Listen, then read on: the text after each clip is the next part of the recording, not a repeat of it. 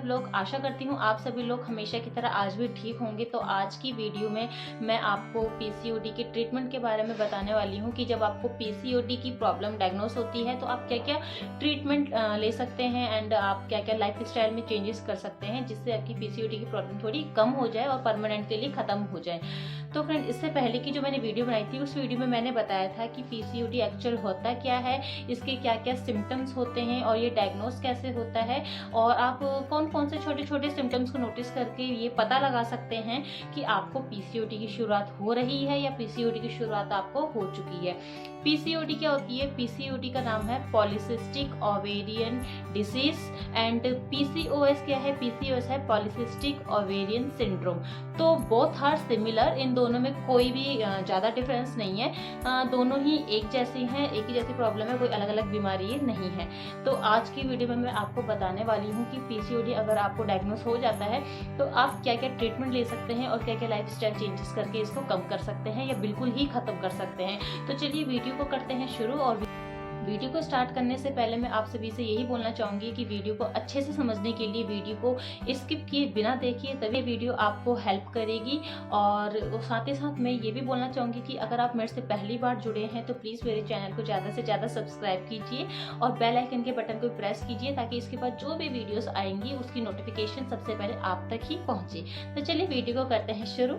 जैसे कि मैंने आपको पहले की वीडियो में बताया है कि पीसीओडी या पीसीओएस आज के टाइम में बहुत ही कॉमन प्रॉब्लम हो गई है और ये प्रॉब्लम यंग एज में ज़्यादा होती है। यंग एज में इस प्रॉब्लम के होने के 95% चांसेस होते हैं, यानी कि 20 to 30 एज के बीच में ना ये प्रॉब्लम थोड़ी ज़्यादा होती है। यह है जब आपको पीसीओडी की प्रॉब्लम होती है तो उस केस में क्या होता है, जो हमारी ओवरी होती है यानी कि जो हमारी दोनों ओवरियाँ होती हैं उस ओवरी में क्या होता है, मल्टीपल एग्स होते हैं और वो बहुत ही छोटे-छोटे होते हैं और वो सभी क्या चाहते हैं कि हम सभी एक साथ ग्रोथ करें, तो वो एक साथ ही बढ़ने लग जाते हैं, ग्रोथ करने लगते हैं। तो इस चक्कर में क्या होता है, जब वो एक साथ ग्रोथ करते हैं तो वो कोई भी पर्टिकुलर एग जो होता है, जितना हमें साइज चाहिए होता है रप्चर के लिए, वो पर्टिकुलर एग उस साइज तक पहुंच ही नहीं पाता है। यानी में क्या होता है कि हमारी ओवरी में वैसे काफी एग्स होते हैं और उनमें से कोई एक पर्टिकुलर एग क्या होता है, ग्रोथ करता है और ग्रोथ करके वो 18 to 25 या 22 mm के साइज तक पहुंचता है। फिर रैप्चर होता है, देन हमें कंसीविंग होती है। अगर कंसीविंग नहीं होती है तो हमको पीरियड्स आ जाते हैं। नॉर्मल साइकिल तो होती है ये। पीसीओडी के केस में क्या होता है कि ओवरी में काफी मल्टीपल साइज के एग्स होते हैं और सभी ग्रोथ करना चाहते हैं। तो उस केस में क्या होता है कि कोई एक एग ना उस पर्टिकुलर साइज तक पहुंच ही नहीं पाता है जो साइज हमको प्रेगनेंसी के लिए चाहिए होता है, या ग्रोथ ही नहीं कर पाएगा।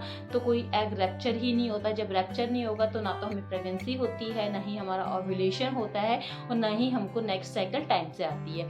तो बेसिकली पीसीओडी के केस में यही होता है कि बहुत सारे एग्स तो होते हैं बट कोई भी एग जो है प्रॉपर ग्रोथ नहीं कर पाता है।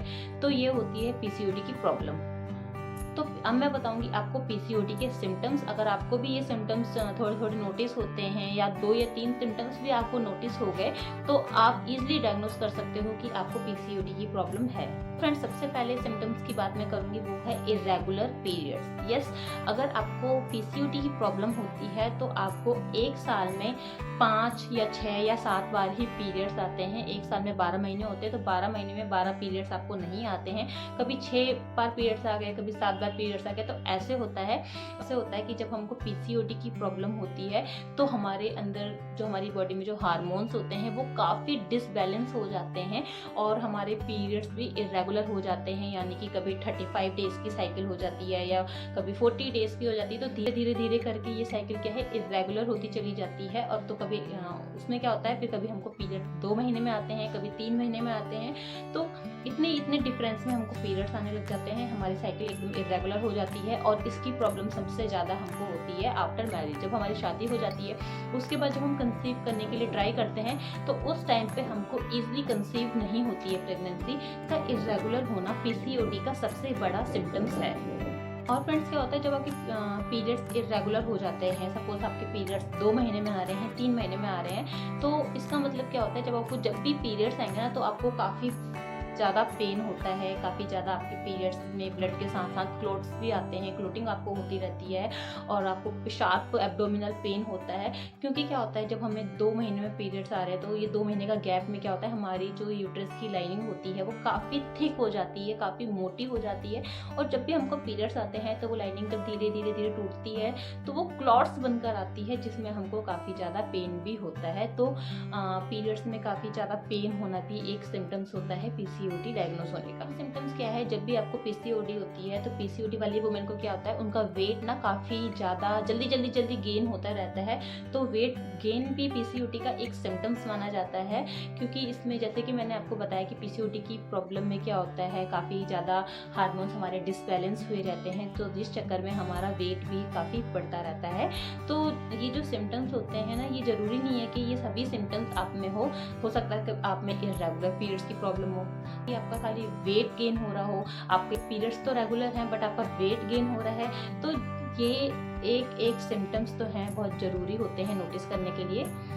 सिम्टम्स है कि जब भी आपको पीसीओडी की प्रॉब्लम होनी शुरू हो जाती है या हो चुकी होती है, उस केस में क्या होता है, जो आपकी बॉडी में जो हेयर थे, जब आपको पीसीओडी नहीं थे उस समय छोटे छोटे बॉडी हेयर थे, बट आपको जैसे पीसीओडी की शुरुआत होने लगी तो आपकी जो बॉडी में हेयर की ग्रोथ है ना, वो काफ़ी ज़्यादा लंबे हेयर होने लग जाते हैं, आपके हाथों में, पैरों में, ब्रेस्ट में, तो इन जगह काफ़ी ज़्यादा हेयर आ जाते हैं और साथ ही साथ आपके हेड में जो हेयर लॉस होता है वो काफ़ी हेयर लॉस भी होने लग जाता है, कभी इस कोने से होगा, कभी इस कोने से होने लग जाएगा।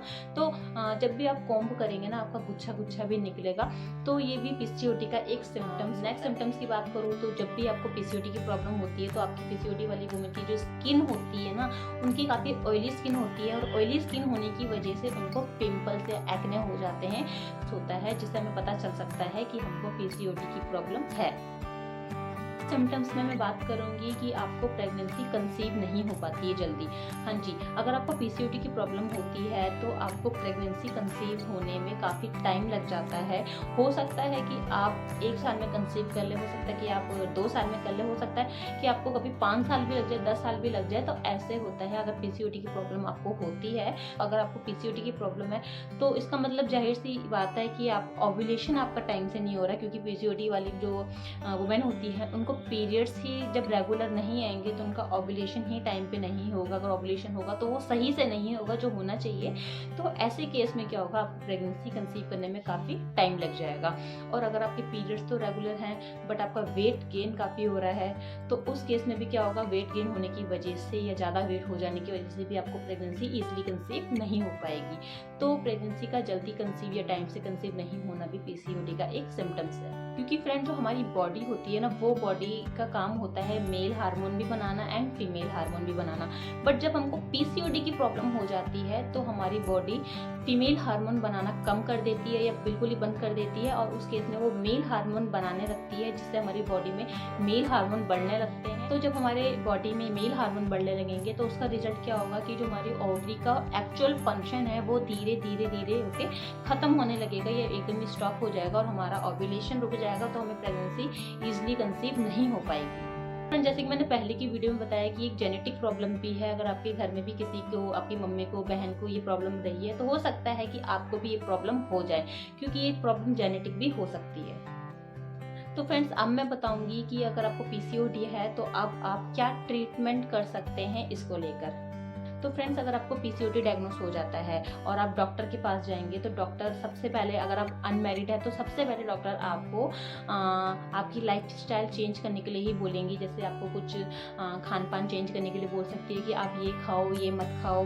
तो इस तरीके की कुछ चीज़ें बोलेंगी, और हो सकता है कि आपको कुछ एक्सरसाइज भी बताया हो जिससे पीसीओडी को क्योर करने में थोड़ी हेल्प मिले।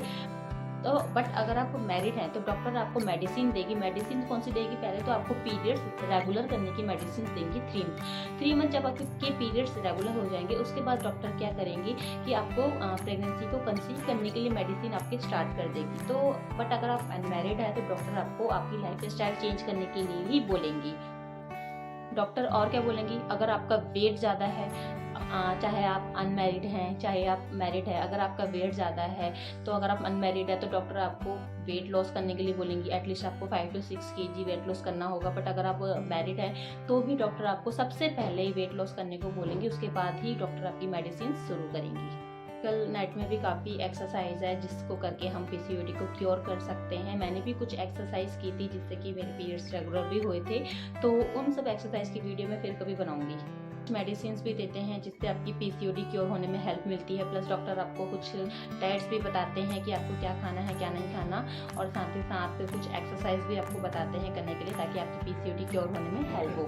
कुछ हेल्दी डाइट लेने के लिए भी बोल सकते हैं, जैसे कि डॉक्टर ने मुझको मना कर दिया था बाहर का खाना खाने के लिए, और स्पेशली स्वीट थिंग्स ज़्यादा खाने के लिए मना कर दिया था कि आपको ज़्यादा मीठा नहीं खाना है, क्योंकि ज़्यादा मीठा खाओगे तो पीसीओडी बहुत जल्दी बढ़ता रहता है। तो ऐसी कुछ चीज़ें डॉक्टर ने मुझे बताई थी।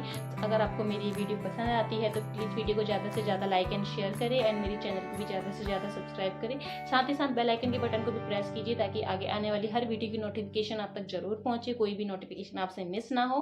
तो फ्रेंड्स, मिलते हैं अब नेक्स्ट वीडियो में नेक्स्ट प्रॉब्लम के साथ, नेक्स्ट टिप्स के साथ। तो तब तक के लिए आप अपना ध्यान रखिए। अगर आप प्रेग्नेंट हैं तो अपनी प्रेगनेंसी को एंजॉय भी कीजिए। तब तक के लिए bye bye, take care and thanks for watching my video.